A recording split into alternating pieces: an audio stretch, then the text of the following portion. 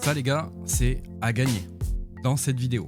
Donc si tu veux la gagner, reste, regarde la vidéo et réponds à la question que je vais te poser dans cette vidéo. Et tu pourras participer au tirage au sort pour tenter de gagner cette version de la Ghost Leaf imprimée en résine. Les amis, comme vous l'avez deviné, aujourd'hui c'est une vidéo qui est sponsorisée et comme j'ai l'habitude de le faire, quand je fais une vidéo sponsorisée, j'essaie de vous faire gagner des cadeaux. C'est pas toujours possible, mais dans la mesure du possible, j'essaie de vous obtenir un cadeau. Quand je ne peux pas l'avoir du partenaire, j'essaie de vous le faire de ma poche. Là, dans le cadre de cette vidéo, eh bien, c'est moi qui vais vous offrir un cadeau. Alors aujourd'hui, très rapidement, avant de rentrer dans le vif du sujet, c'est un partenariat qui est nécessaire pour la chaîne et qui, oui, évidemment, a bien un rapport avec la chaîne. Ça n'est pas du thème de la chaîne, mais je vous fais gagner des cadeaux tout au long de l'année, ça vous le savez. Dans ces cadeaux, il y a des packs Oli énergie, des packs Oli Iced Tea, des packs Oli hydratation, mon partenaire Oli, mais parfois je vous fais gagner un épisode gratuit et en illimité. Et parfois, je vous fais gagner une Ghost Leaf. Pour ceux qui connaissent pas cet objet, c'est un objet que j'ai créé au tout début de ma chaîne. Et la plupart des gens qui me connaissent depuis le début savent très bien que cet objet me représente. Beaucoup l'ont réutilisé sans me demander mon avis, bien évidemment, et certains ont même essayé de se l'approprier.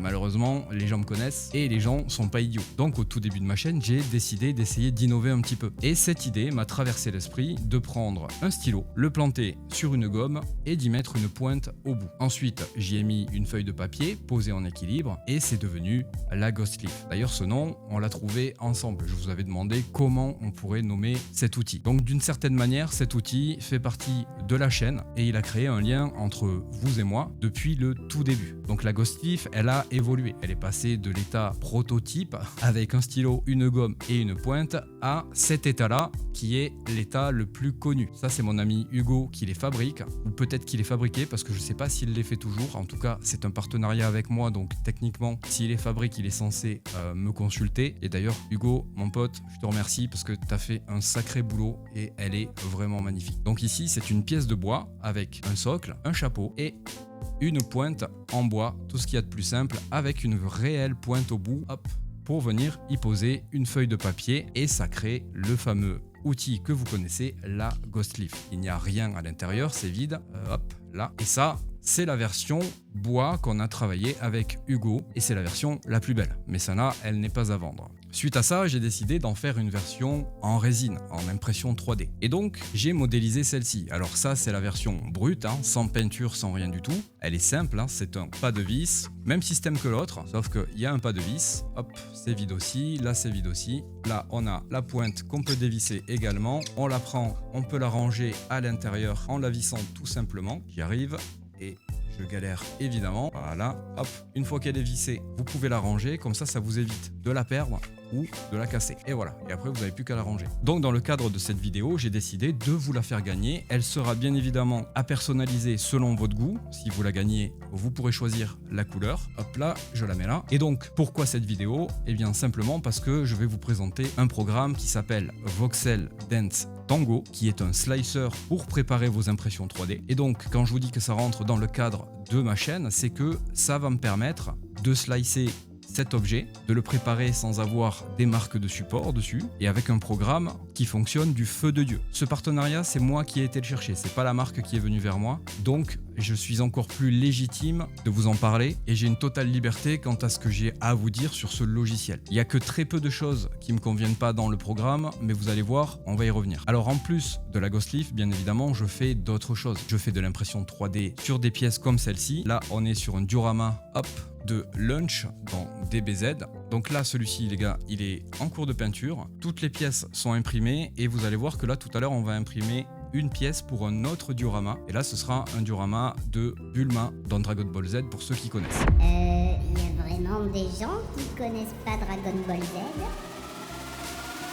Voilà un petit peu le type de pièces que je fais en dehors de la Ghost Leaf bien évidemment et d'autres objets que je peux créer, comme par exemple un objet que j'ai créé récemment, c'est expérimental, c'est une espèce de Ouija rotative, ok. Hop, je vais essayer de vous le montrer comme ça. Là il y a une pointe avec les lettres de l'alphabet et en fait c'est une Ouija qui est rotative. Je vais tester, je vais voir ce que ça donne. J'avais envie d'essayer ce type de projet, Donc ça, c'est à l'état expérimental et donc on verra bien si ça porte ses fruits. Ensuite, les gars, il y a la roue, la fameuse roue. Pour ceux qui savent, qui sont là pendant les lives le mercredi soir à 21h. Cette roue, elle est là pour vous faire gagner des cadeaux. Dans le mois, je fais gagner 2 packs colis à 2 personnes différentes, bien évidemment, donc un pack chacun. Et donc, on fait tourner la roue jusqu'à que les 2 cadeaux soient gagnés. Donc, si vous voulez venir tourner la roue, les gars, il faut être là le mercredi à partir de 21h pendant les lives. Donc là, on va rentrer dans le vif du sujet. Il va y avoir plusieurs vidéos sur Voxel Dance Tango. La première vidéo, qui est celle d'aujourd'hui, ce sera la prise en main du logiciel. On va se familiariser avec toutes les possibilités, mais on ne rentrera pas dans les détails, parce que là, c'est pas le but.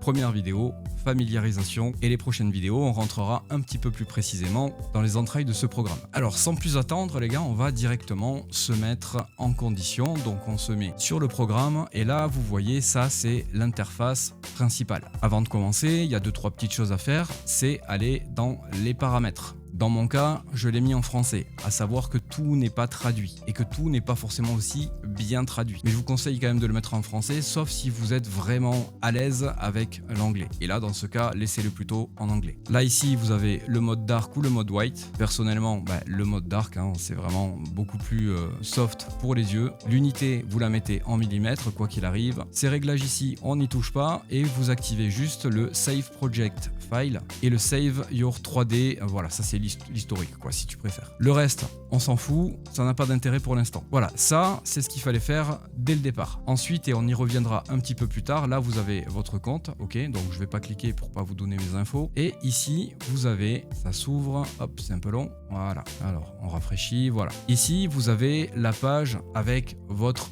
offre. En fonction de ce que vous allez acheter et de ce que vous aurez besoin, vous aurez ici toutes les infos. Sachez qu'on a un code promo, vous allez pouvoir utiliser ce code. Utilisez-le et ça vous fera économiser un petit peu d'argent. Alors très rapidement, j'ai oublié de vous le dire pendant le tournage. Pour entrer le code, vous cliquez sur Clip Coupon. Dans la case à gauche, vous mettez le code. Donc en l'occurrence, le code c'est Cédric65OFF. Cédric avec un C majuscule et OFF en majuscule également. Une fois que vous avez mis le code, vous cliquez sur Redeem Now à droite. Et là, ça va vous appliquer la réduction de 65%. Et avant de démarrer, il faut bien évidemment se rendre ici et on va paramétrer une machine. Moi, dans mon cas, j'ai la Saturn 4 Ultra 16K. Alors sachez une chose, c'est que je vais vous le montrer, par rapport à cette machine, elle n'est pas dans la liste, elle n'est pas dispo. Donc pour contrer ça, il y a une petite astuce, vous prenez la Saturn 4 Ultra, c'est celle-ci, pardon, vous faites ajouter la machine et à partir de là, ce que vous devez faire, c'est ouvrir Shitubox. Dans Shitubox, vous allez aller chercher la Saturn 4 Ultra.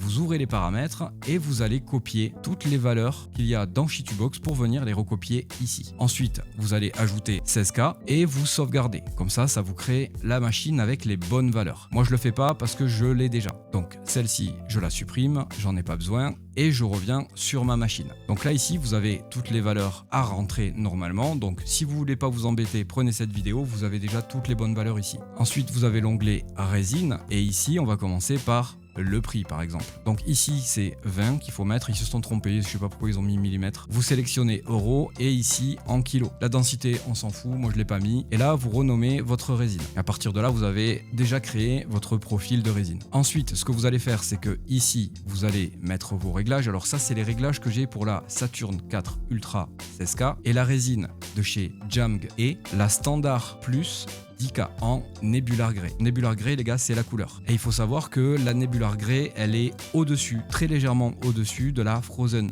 8K, qui est sûrement la meilleure résine en termes de définition actuellement. Sauf que le souci avec la Frozen 8K, c'est qu'elle coûte une blinde. La dernière fois que j'ai été regardé, pour la Frozen, elle était à 45 €, je crois. Là où celle-ci, elle est à 20 € et encore, vous pouvez la toucher un peu moins cher si vous achetez en gros directement. Donc ça, ce sont les réglages pour cette résine et pour la Saturn 4 Ultra 16K. Vous pouvez les recopier, mais il faudra de toute façon, quoi qu'il arrive, ajuster en fonction de votre machine. Il se peut qu'il y ait des légères différences. Après, ça peut vous servir de base, c'est sûr, mais sachez qu'avec ces réglages-là, j'ai absolument aucun problème et les impressions sont incroyablement bien définies et surtout, j'ai pas de marque de support et ça, c'est super important. Donc là, ces réglages, on y rentrera un petit peu plus en détail plus tard. Là, pour l'instant, c'est pas le sujet. Là, c'est pareil, vous avez les réglages avancés et une fois que vous avez tout réglé, vous faites appliquer. Et voilà, là, votre machine, elle est prête, votre résine est chargée et là, il n'y a plus qu'à commencer à à bosser. Donc ici déjà, les quelques premières choses à savoir qui sont assez importantes. La manipulation. Avec la souris, clic droit,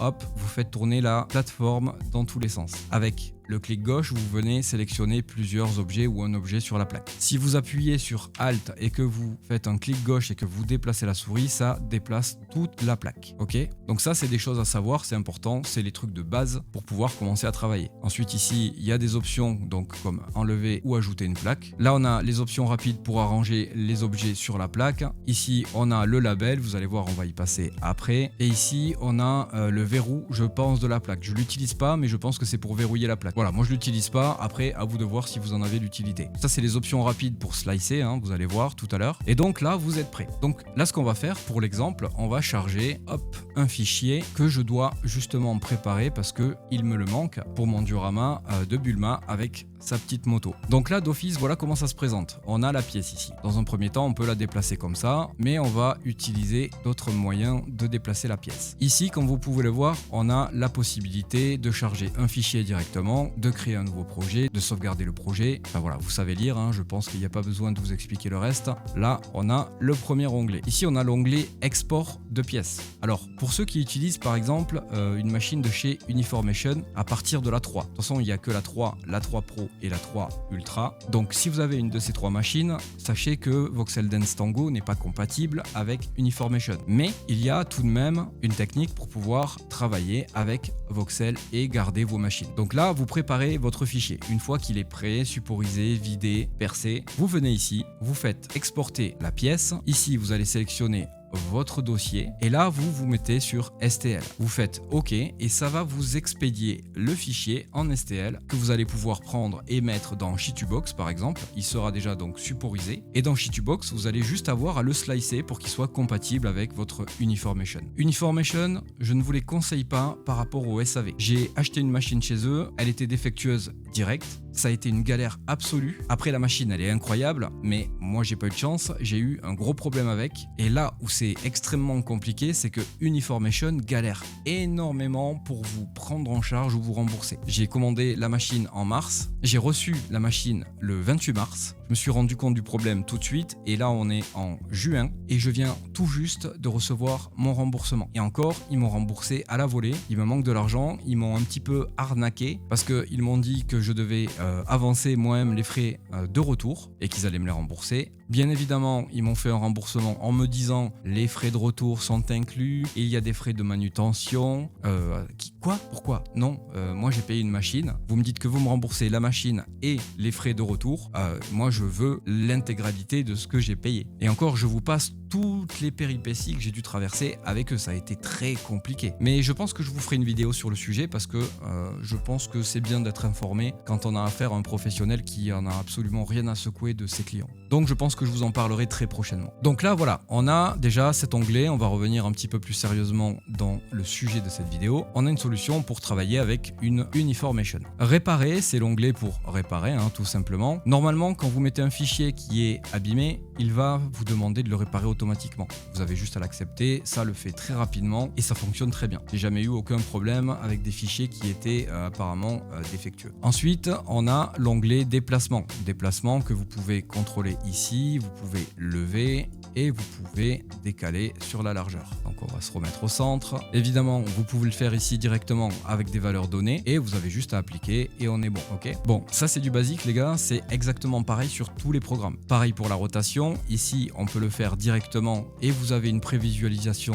de ce que ça va donner. Comme là par exemple, disons qu'on veut le mettre dans ce sens, vous voyez comment il va se positionner. Ensuite vous avez juste à appliquer, il se positionne bien et après vous n'avez plus qu'à continuer votre préparation. Donc moi je vais le laisser comme ça parce que c'est grossièrement comme ça que je le veux. Ensuite on a la mise à l'échelle. Ici je vous montre par exemple si vous voulez le doubler de volume, là on est à 100%, on le met à 200, vous avez là aussi une prévisualisation sur ce que ça va donner. Donc par exemple si je l'applique là, on a une pièce qui rentre dans le plateau totalement. Même ici, ouais, ça rentre. Et si vous voulez revenir en arrière, vous avez la petite flèche. Ici, on revient en arrière et moi je vais le laisser comme ça parce que j'ai besoin de la taille d'origine. Ici, on a l'onglet dupliquer. Donc là, c'est simple à comprendre, ça duplique. Voilà, on sélectionne le nombre d'objets, on fait OK et voilà, on a nos 3 objets. On va tout de suite sauter quelques étapes et venir sur arranger. Comme ça vient suivre l'étape de la duplication. Là, par exemple, ici, si j'ai envie de placer les 3 objets sur la plaque sans que ça déborde comme là, je règle l'intervalle ici. Alors là, c'était 10 mm, on va mettre à 4, ça suffit. On fait OK et voilà. Et là, ça me place les 3 objets sur la plaque avec un espacement de 4 mm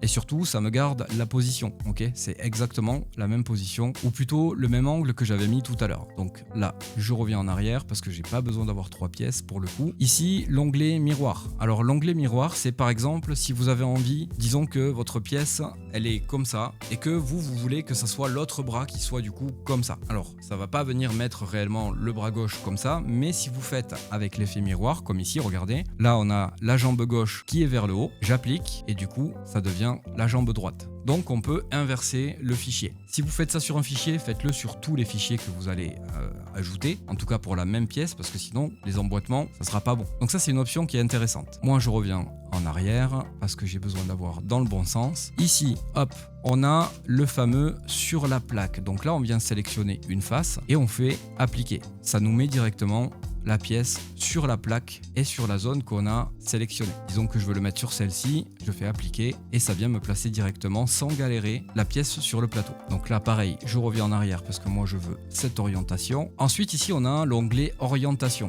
Alors ça je l'utilise pas, mais peut-être que certains d'entre vous en auront une utilité. Là par exemple on peut régler sur le temps d'impression. Si on veut régler sur le temps d'impression, on fait appliquer et en fait ce qui va se passer c'est que ça, selon Voxel, c'est le temps le plus court qu'on puisse avoir en impression en intégrant évidemment les supports et la pièce. Donc là sur la zone de support, ça nous l'a mis comme ça, c'est pour qu'il y ait le moins de contact possible avec les supports sur la pièce. Donc pour le reste, je pense que vous avez compris, le volume de support c'est le moins de support possible. Le volume de la boîte de liaison, je sais pas trop ce que c'est, donc je vais pas vous dire n'importe quoi, et l'orientation automatique, bah, ça vous le mettra de manière aléatoire. Donc là encore une fois, je reviens à ma position. Arranger, on l'a vu tout à l'heure, c'est pour arranger plusieurs pièces automatiquement sur la plaque. Et ici, l'onglet que vous allez sûrement tous beaucoup utiliser, l'onglet évidage. Donc ça c'est important, ça va vous permettre d'économiser de la résine, de rendre votre pièce moins lourde. Et par contre, après, dedans, il va falloir polymériser l'intérieur de la pièce parce que forcément, dedans, ça sera encore liquide. Mais pour ça, j'ai une petite technique. Mais je vais vous en parler dès qu'on arrivera au trou pour la pièce. Donc moi, je fais sur toutes mes pièces des parois de 3 mm.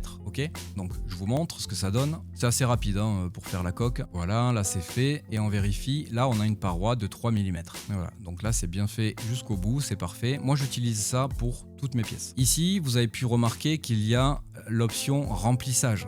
Moi, je ne l'utilise pas pour une simple et bonne raison, et je vais vous en parler tout de suite, c'est que je vous montre, là vous avez vu tout à l'heure, la pièce avec la coque de 3 mm, à l'intérieur, c'est vide. Voilà, c'est fait. Là, une fois que vous avez fait un remplissage, voilà ce que ça va donner dans la pièce. Vous avez toute une structure dedans que vous ne pourrez absolument jamais polymériser. Ce qui veut dire que votre pièce, elle sera ad vitam aeternam remplie de résine. Et vous aurez beau la nettoyer comme vous voulez, il y a toute une structure dedans, vous n'arriverez jamais à enlever toute la résine d'une pièce qui est structurée de cette manière. Donc ça va rendre la figurine plus solide, c'est sûr, ça va la rendre aussi surtout plus lourde, et vous allez dépenser surtout beaucoup plus de résine que si vous l'aviez juste vidée. Donc ça c'est au choix, vous faites comme vous voulez. Maintenant, moi je le ferai pas parce que ça, il y a des risques d'éclatement de pièces, simplement parce que la résine, ça va faire travailler la pièce. Entre le chaud, le froid, ça va bouger, ça va péter. Donc ça, je vous le déconseille. Vous faites comme vous voulez, mais moi je vous le déconseille. Si je vous le déconseille, c'est parce que j'ai essayé. Et la plupart des pièces que j'ai fait en remplissage, elles ont toutes pété. Alors, moi ce que je vous conseille, c'est,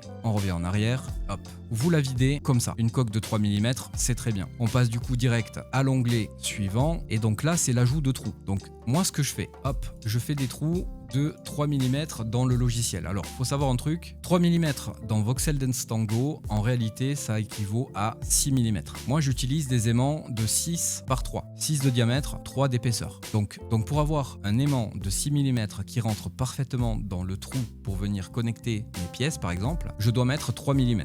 Donc une fois que c'est réglé, en profondeur de fente, alors ils appellent ça profondeur de fente, les traductions sont pas ouf. La profondeur, c'est la longueur de la perforation. On a une coque de 3 mm, donc on met une perforation de 4 mm. Comme ça, vous passez au-delà de la coque et ça perfore totalement. Donc moi, je fais 3 mm pour avoir un trou de 6 mm. Donc là, je mets un premier trou. Ensuite, je viens ici, je mets au centre un autre trou. Essayez d'être précis au maximum. Après, c'est pas très grave parce que les aimants, ils vont quand même accrocher. Je vous le dis de source sûre, il n'y a pas de souci. Donc là, voilà les gars, j'ai les 3 trous. Maintenant, ce que je vais faire, c'est que je vais réduire à 2 mm et là on va percer la pièce comme ça pour déjà qu'elle se vide un peu mieux, pour éviter aussi l'effet ventouse qui pourrait du coup créer des arrachements pendant l'impression. Donc vous en faites un petit peu partout. Comme dit Isidon, mon poulet, plus il y a de trous, mieux c'est. Et il n'y a rien de sexuel là-dedans, je vous le dis. Oh, les blagues de bof. Désolé quoi.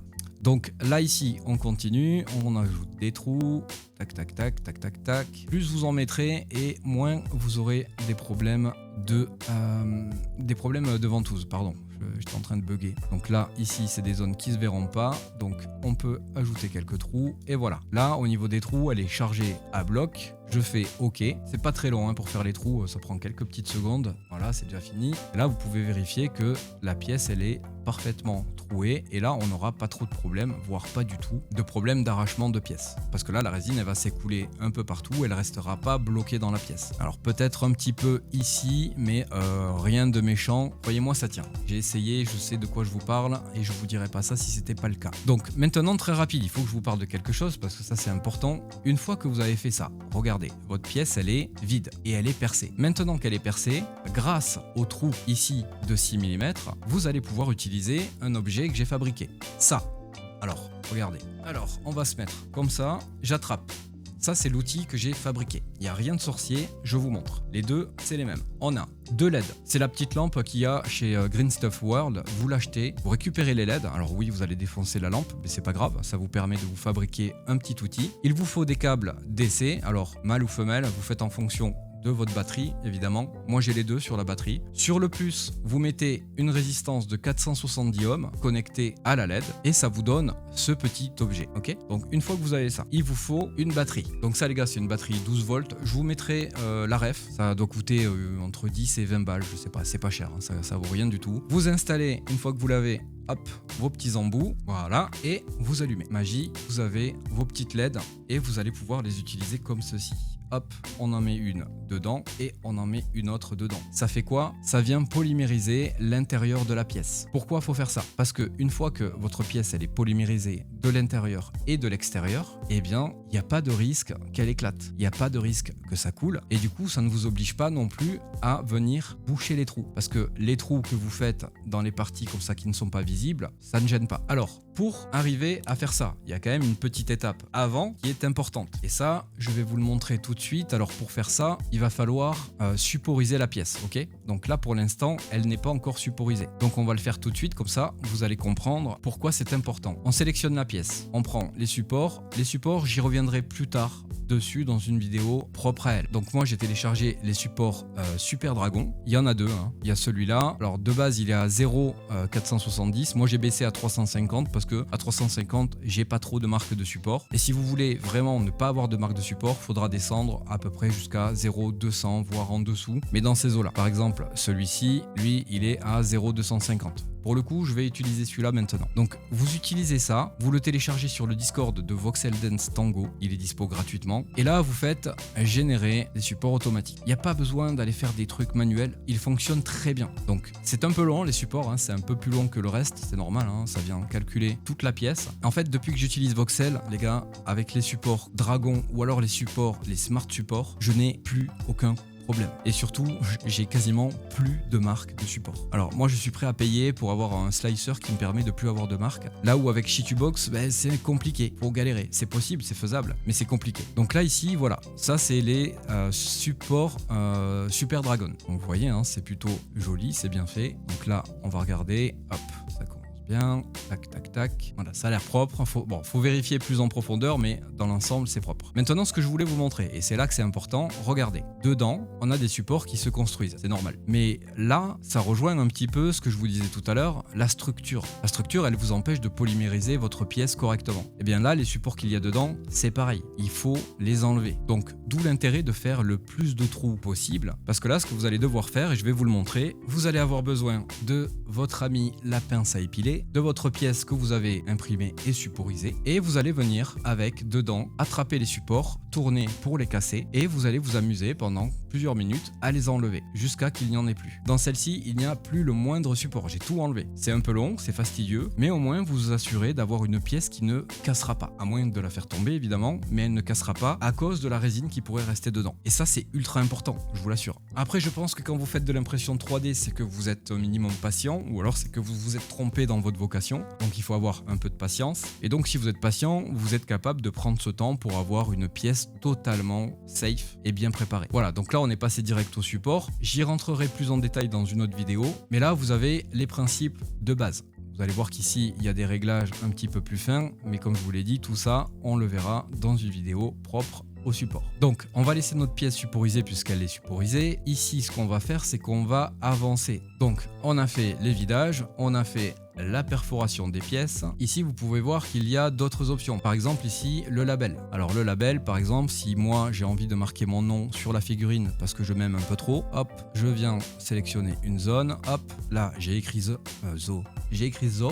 Là, j'écris Oz. Encore une fois, parce que je m'aime de trop. Ici, vous mettez inside ou outside. Outside, c'est vers l'extérieur et inside vers l'intérieur. Ici, vous mettez la distance, donc qui va soit ressortir, soit entrer dans la pièce et vous faites appliquer. Généralement, vous faites inside parce que si vous faites outside ici, votre pièce, vous la rentrez pas. Donc voilà, là, il y a écrit Oz. Ensuite, ici, les gars, vous avez l'onglet compensation. Vous avez l'onglet alvéole et l'onglet mèche réduction. Alors, mèche réduction, je sais ce que c'est. C'est pour réduire les triangles qu'il y a sur une pièce. Vous savez qu'une pièce, c'est fait avec des millions de triangles. Et pour que la pièce soit moins grosse, moins volumineuse, on va dire, en termes de données, vous pouvez réduire la pièce. Bon, moi, je l'utilise pas, mais c'est faisable. L'option alvéole et compensation, je ne sais pas ce que c'est, donc je ne vous en parlerai pas pour l'instant. Pareil pour cet onglet, je n'ai pas les infos aujourd'hui, donc je ne vous en parlerai pas pour l'instant non plus. L'onglet support, on l'a vu, et donc à partir de là, les gars, la pièce, elle est prête. Il n'y a plus qu'à la slicer et l'imprimer. Alors pour ça, on va aller dans découpage et slice. Ici, on retrouve toutes les données que vous avez normalement réglées au début, si vous avez bien suivi la vidéo. Donc moi, je suis à 1 seconde 40. Pour la et l'égout